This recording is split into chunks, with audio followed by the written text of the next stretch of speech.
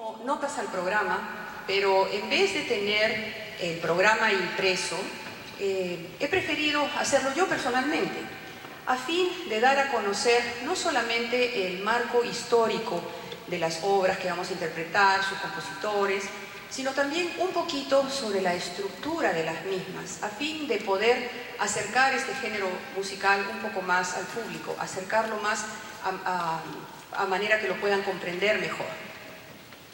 En esta oportunidad he seleccionado para la primera parte una serie de 3 selecciones de 3 diferentes suites. Pero en principio, ¿qué cosa es una suite? Suite es un vocablo francés que significa lo que sigue, lo que viene después, lo que viene uno después de otro. De esta manera, la suite fue un género musical que floreció en el periodo barroco. Estamos hablando de 300, 320 años atrás. En esta oportunidad habían muchas danzas, formas de danzas en diferentes regiones de Europa, como por ejemplo minuet. Estoy segura que ustedes han escuchado alguna vez minuet. El minuet es una danza de salón francesa. La giga, la sarabanda, la alemanda, todas estas eran una serie de composiciones pequeñas, de danzas, en forma de danzas, y tenían unas características rítmicas muy especiales.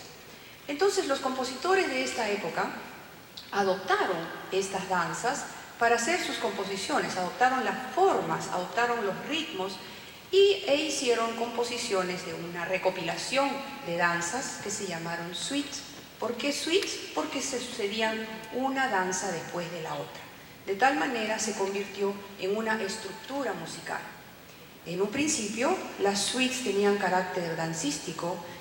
Tenemos así de que en un salón, imagínense ustedes, estamos en un salón de una de las cortes de esas por ahí por Alemania, donde una pequeña orquesta, porque la orquesta no pasaba de 16 a 20 músicos, estaba tocando un minuet, después venía una zarabanda, y teníamos a los invitados de la corte con sus vestidos largos y sus pelucas empolvadas, bailando a esta música. Entonces, luego, poco más adelante, la suite perdió el carácter dancístico, o sea que ya no se bailaba, sino se convirtió en una forma meramente instrumental. Entonces así tenemos que compositores como Johann Sebastian Bach compusieron suites para violín solo, suites para cello y otras suites instrumentales. Con respecto a las 3 selecciones de esta noche, vamos a empezar con Hornpipe de la suite de la música acuática de George Frederick Händel. ¿Quién es George Frederick Händel? Si ustedes alguna vez han escuchado el nombre o están familiarizados con Johann Sebastian Bach, George Frederick Händel era su contemporáneo. Tan contemporáneo que nacieron en el mismo año los dos, en 1685, en 2 pequeñas ciudades de Alemania que distaban 90 kilómetros una de la otra, y sin embargo nunca se conocieron personalmente. Ambos sabían de la existencia del otro, se respetaban, se admiraban, pero nunca tuvieron la oportunidad de conocerse. Mientras Johann Sebastian Bach nunca salió de Alemania y se movilizó en un pequeño ámbito territorial, Händel viajó por toda Europa. Se fue a Alemania, se fue a Austria, se fue a Italia y finalmente radicó en Inglaterra. Al vivir en Inglaterra, entró al servicio del rey Jorge I. Este rey, Jorge I, era un rey muy adepto a las fiestas, a las grandes celebraciones. Entonces tenemos que George Frederick estaba todo el tiempo componiendo para las fiestas del rey. En el año 1717, el rey quiso hacer una fiesta el 17 de julio de 1717. 17-7-1717. No sabemos si era por razones cabalísticas o porque le gustaron los números. La cosa es que el rey quiso hacer una fiesta, y una fiesta tan especial que la quería hacer en unas barcazas, en unas lanchas en el río Támesis. Estamos en julio de 1717 en el hemisferio norte, estamos en pleno verano. Entonces iba a ser muy simpático hacer una fiesta en el río. Y para esto le pidió a George Frederick que por favor le compusiera música de fondo mientras él se divertía con sus amigos de la corte. Y así fue que George Friedrich Händel compuso estas suites, que en realidad eran 24 danzas distribuidas en 3 suites diferentes. Imagínense, una fiesta a través del río Támesis iba a durar bastante tiempo, entonces necesitaba componer varias de estas. Y se le llamó Suite de la Música Acuática, porque es justamente la primera vez que se interpretó fue para esta fiesta en el río. La segunda selección es de Edvard Grieg y se llama el Rigadón de la Suite Holberg. ¿Quién es Edvard Grieg en principio? Es un compositor noruego, el más famoso de los compositores noruegos del periodo romántico. Estamos hablando de mediados de 1800, 1850, por ahí. Holberg fue un escritor, un dramaturgo noruego que vivió en los tiempos barrocos, o sea, contemporáneo de Händel. Es más, el título original de esta pieza es Como en los suites, como en los tiempos de Holberg. ¿Qué quiere decir esto? Que el compositor Edvard Grieg hizo esta composición utilizando estas danzas barrocas que les hablé hace unos momentos en el estilo barroco, y fue dedicada a Holberg, que fue un gran dramaturgo noruego. La tercera pieza que vamos a interpretar esta noche es de Georges Bizet. Seguramente estaremos familiarizados con este compositor a través de su famosísima ópera Carmen. Bueno, Georges Bizet tenía un amigo, Auguste Daudet. Si alguna vez han leído Tartarín de Tarascón, pues este era el autor. Y Daudet compuso un drama llamado La Arlesiana, y se basaba en un drama amoroso, una tragedia amorosa de un amor imposible, de un joven que se suicida por el amor de una joven de Arles. Entonces le pidió a su amigo Georges Bizet que le compusiera esta obra para su drama. Bueno, entonces Georges Bizet la compuso, pero Daudet no estaba contento con esta música porque decía que era demasiado estridente, que el público no podía escuchar a los actores, y estuvo siempre muy descontento. Sin embargo, poco tiempo después, nadie fue a ver la obra teatral y sin embargo la música se convirtió en una de las piezas más famosas en los conciertos de la época. Bueno, con esta breve introducción de la primera parte, ahora los dejo para poder empezar el concierto.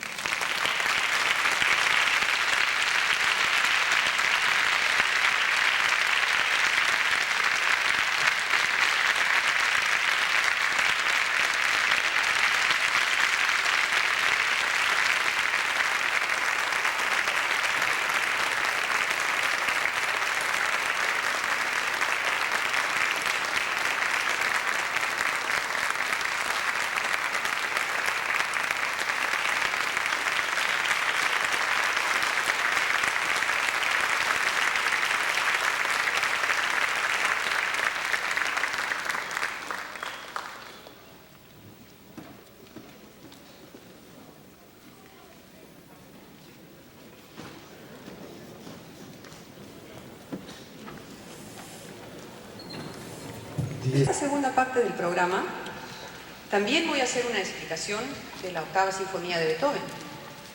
Beethoven compuso 9 sinfonías, entre sus más conocidas la Heroica, la tercera, la quinta sinfonía con un carácter muy enérgico, la séptima sinfonía muy dramática y la novena que ya todos conocemos con su himno a la alegría, la sinfonía coral. La octava sinfonía pertenece al tercer periodo de Beethoven. Beethoven tiene 3 periodos de composición. En este último periodo, él se acerca ya mucho hacia el periodo romántico. Beethoven está, digamos así, entre Mozart, que es clásico puro, y de los compositores anteriores que hemos visto, digamos, entre Grieg. Beethoven está al medio. Esta sinfonía, la octava, sin embargo, no tiene el carácter ya acercándose al romanticismo de la séptima o de la novena sinfonía. Es algo así como una vuelta a las raíces clásicas, una sinfonía de carácter muy alegre, muy dinámico, y la compuso en el año 1813, o sea, estamos hablando de 190 años atrás. Entre la octava sinfonía y la novena pasaron 10 años en los cuales él no hizo composiciones a gran escala. ¿Qué es una sinfonía? La sinfonía es una estructura a gran escala. Hemos hablado en la parte anterior de que la suite es una estructura musical. La sinfonía también es una estructura musical, pero de dimensiones mucho mayores. Y la sinfonía clásica tiene 4 movimientos. Generalmente el primero es un movimiento de velocidad rápida, ¿no? Es un allegro, allegro vivace. El segundo movimiento contrasta con el primero y generalmente es un tiempo más tranquilo, un andante, un adagio podría ser. El tercer movimiento, siempre en una sinfonía clásica, es un minuet y trío. ¿Recuerdan el minuet? El minuet viene a ser una danza, ¿recuerdan? Es una danza, efectivamente. El minuet y el trío son danzas. El trío se llamó así en un principio, eran 3 instrumentistas los que tocaban el trío. Más adelante se incorporaron más instrumentistas, pero siguió con el nombre de trío. Y el cuarto movimiento es un movimiento mucho más dinámico, más veloz que los anteriores. La sinfonía es una estructura completa, entonces es costumbre no aplaudir entre un movimiento y el otro. ¿Por qué razón? Porque cuando hemos terminado el primer movimiento aún no ha acabado la sinfonía.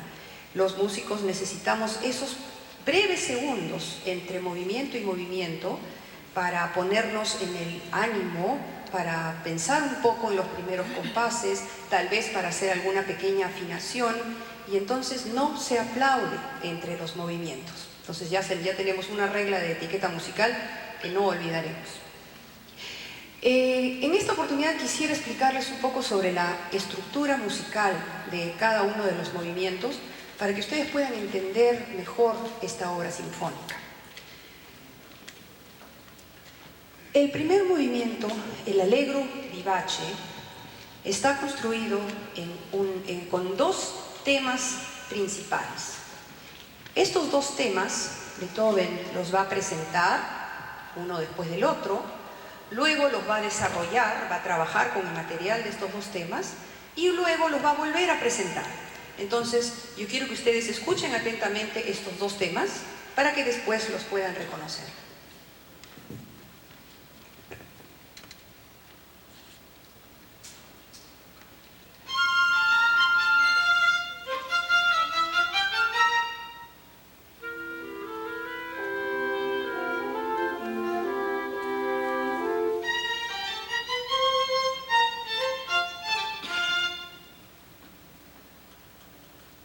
Este es el tema con el que se abre la sinfonía. El segundo tema es un tema más contrastante, que no tiene el carácter tan enérgico del primero, es un poquito más lírico, un poco más melódico.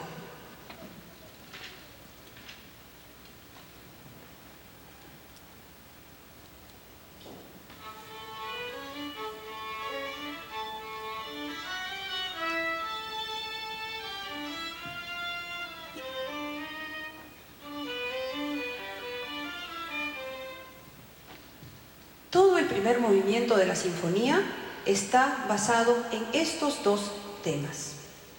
El segundo movimiento esperaríamos que tendría que ser un adagio, un andante, un movimiento más lento, como es la estructura de la sinfonía clásica. Sin embargo, Beethoven hizo un movimiento un poquito más ágil, un allegretto. Allegretto es un movimiento un poquito más rápido que el andante. Y tiene una característica especial.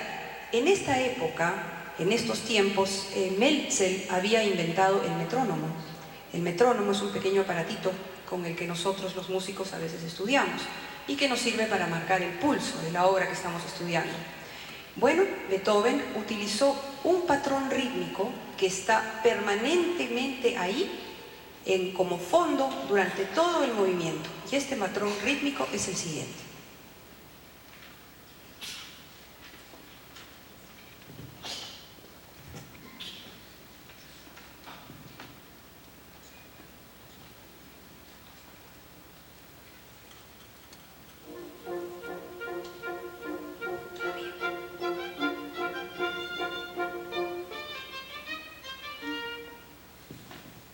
Sobre ese patrón rítmico es que Beethoven pone el primer tema, y lo vamos a repetir nuevamente para que ustedes lo escuchen ahora sin el patrón rítmico.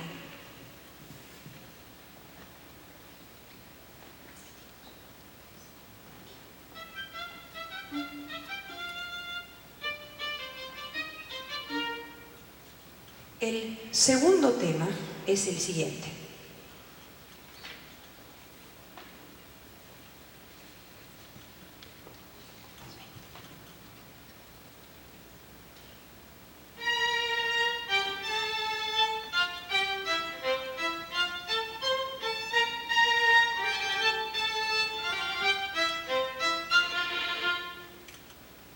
En este movimiento, Beethoven utiliza estos dos temas, pero no los desarrolla, sencillamente los expande un poquito y luego los vuelve a presentar, y ahí termina el movimiento. Vayamos ahora al tercer movimiento, que es un minuet y trío. Minuet y trío es una forma musical que nosotros llamamos ternaria. ¿Por qué ternaria? Porque primero se toca el minuet, luego se toca el trío, y finalmente se vuelve a repetir el minuet, lo que nosotros llamamos A, B, A. A vendría a ser el minuet, B vendría a ser el trío, que es una parte contrastante, y A vendría a ser nuevamente el minuet. Voy a darles el tema del minuet primero.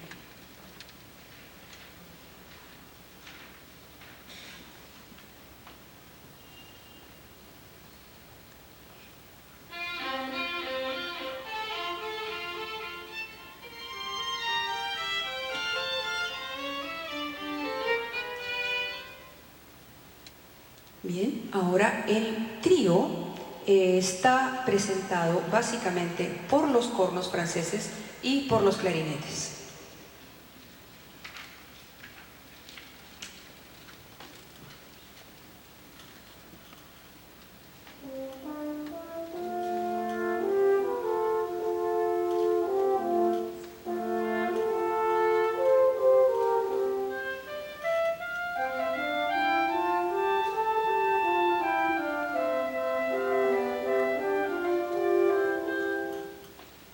Bien, y ahora vamos al cuarto y último movimiento.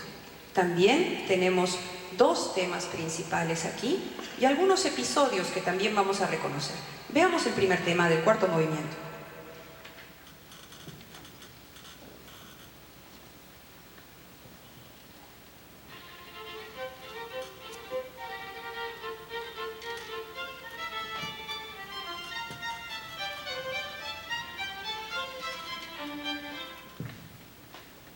Bien, ahora el segundo tema.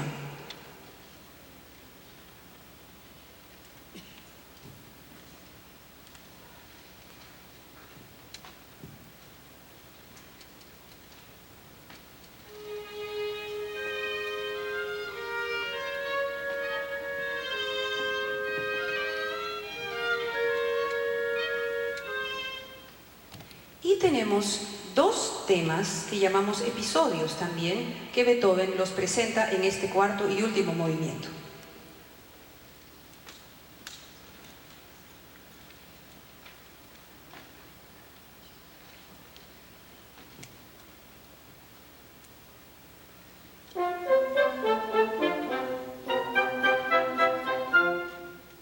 y el último episodio.